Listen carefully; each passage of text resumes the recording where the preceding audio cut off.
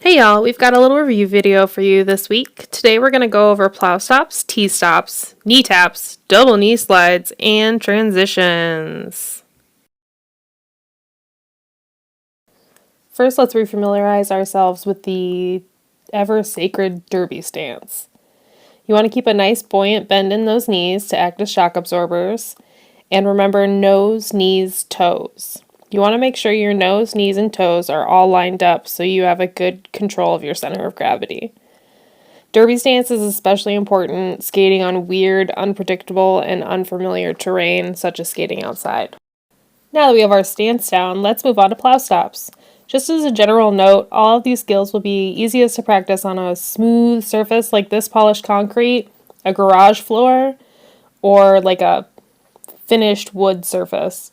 I would not recommend trying plow stops on rough asphalt, and as always, wear all of your protective gear. Alright, next we are going to cover plow stops, derby stance. So we remember our little watermelons that we do? This is where I'm going to try to end up whenever I do my plow stop. Alright, from the side.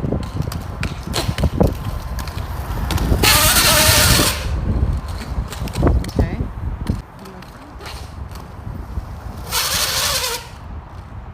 Alright, so you guys want to pick a point to where you're trying to stop. That's going to help you. Just like Sharpe. I'm going to stop at red.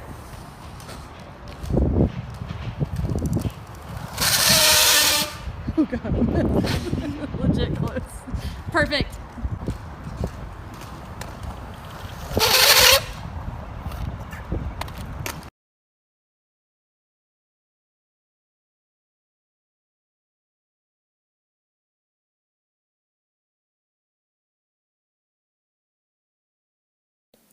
Moving on to T-stops. While we don't use T-stops all that often in roller derby gameplay, these are really useful for skating outside and in small spaces, because you can vary how much pressure you can apply and adapt to whatever surface you're skating on more easily than other stops, such as the plow stop.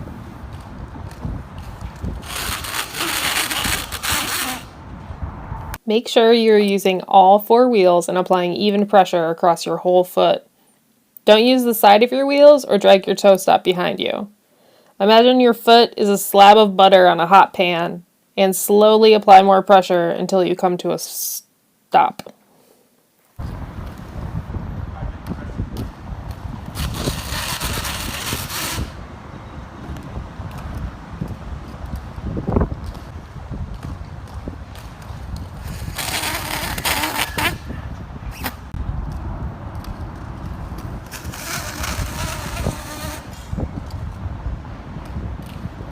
Knee taps. Yes, it's time to get swole, y'all. The most important part of a successful knee tap is control. Start in the lowest derby stance you can manage and gently kiss your knee to the surface.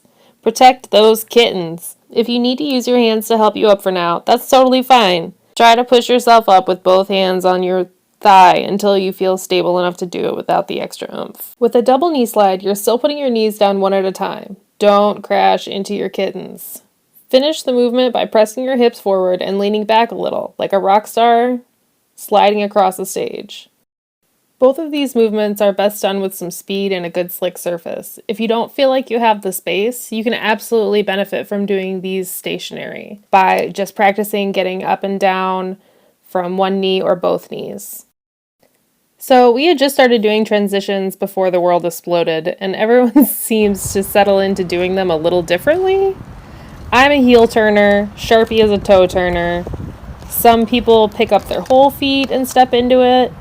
Here, Sharpe is going to demonstrate a few different ways to transition.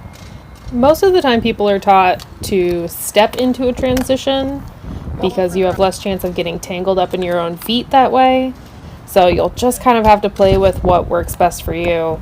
And we hope that these super slow-mos help in that process. Remember to look over your shoulder to where you're going when you transition around. This helps you see where you're going as well as to help you adjust your body back in the position that you need to be to skate forward again.